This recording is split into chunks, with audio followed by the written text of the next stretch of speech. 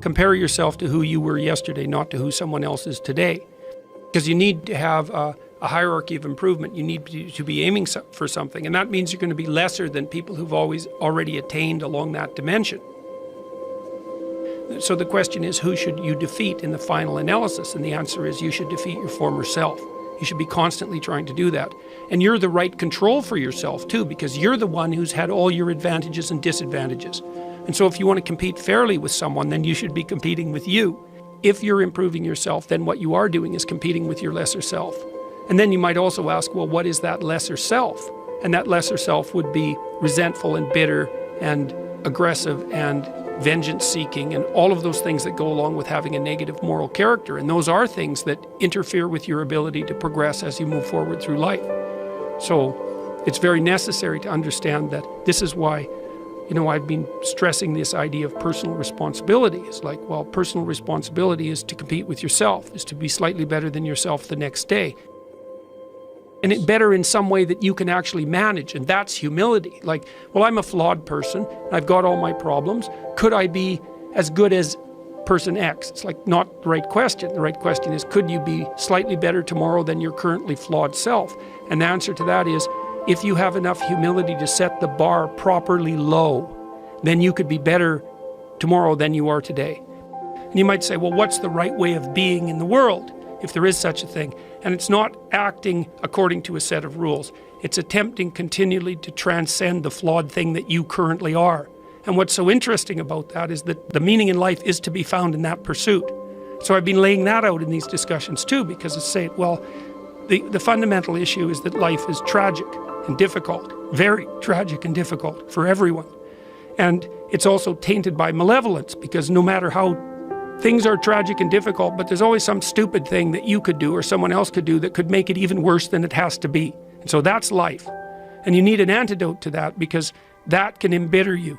Constant contact with that. Just the tragedy, but the tragedy combined with betrayal and malevolence, that makes it even worse, especially if it's self-induced. Okay, so you need something to set against that so you don't get bitter and resentful. Well, what do you set against that? Doing something worthwhile. By your own definition, say. You need some reason to get the hell out of bed on a terrible day because you've got something good to do. Well, what's the best thing you can do? Transcend your current wretched and miserable self. There's meaning to be found in that, and that's a meaning that's associated with responsibility. One of the things that I've been trying to lay out clearly is that life is hard. It's tainted by malevolence and betrayal. That can make you bitter. You need a meaning to offset that. Where's the meaning to be found?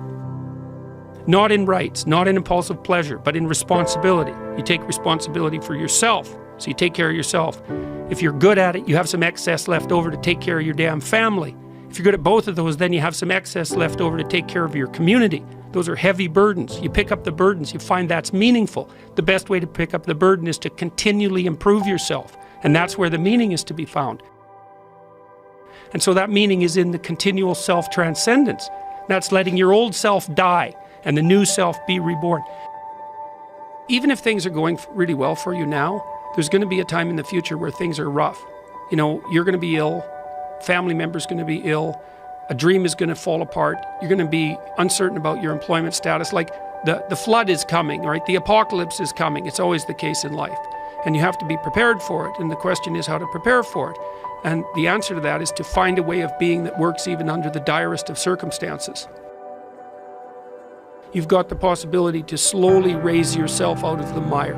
You've got the possibility to do just what the fighter does when he's defeated, which is to say, well, regardless of the circumstances that might have led to my defeat, like even if there were errors on the part of the referee, this is no time to whine about it. This is a time to take stock of what I did wrong so that I could improve it into the future. And that's the right attitude.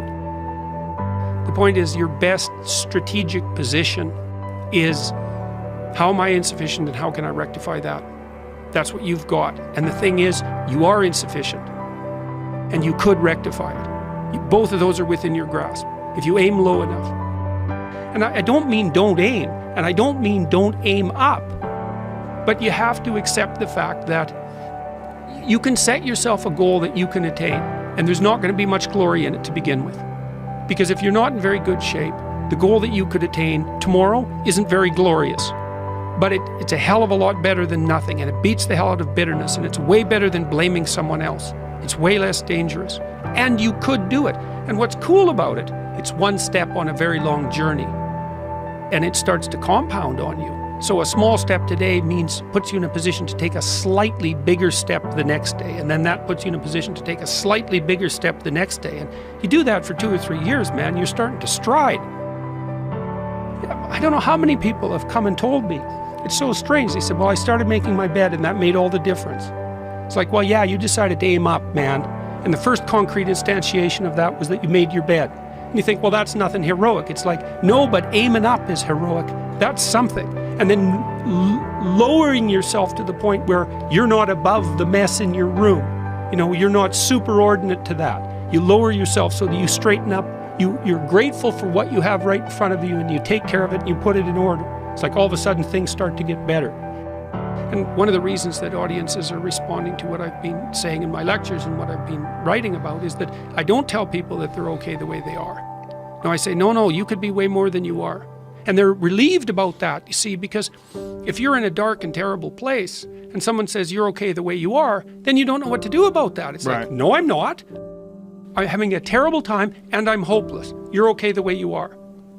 Well, then what? That's it? That's where I am? And what do you want to tell a young person? You're 17. You're okay the way you are. It's like, no, you're not. You got 60 years to be better. And you could be way better. You could be incomparably better across multiple dimensions. And in pursuing that better, that's where you'll find the meaning in your life. And that will give you the antidote to the suffering. This is the trick, though. You have to pick a path of discipline. What path of discipline you have to pick is a different issue. So there could be a rule. The rule might not be follow this rule. The rule might be you have to follow some rules. So it's a meta rule. And the meta rule is you have to discipline yourself. And the issue is, well, how? That's not really the relevant question. You can pick a disciplinary path. That's why I often tell my clients, especially young people, they say, well, I don't know what to do. It's like, that's okay. Nobody does. Go do something. Do the best thing that you can think of. Put the best plan you have into practice. It's not going to be perfect, and it will change along the way.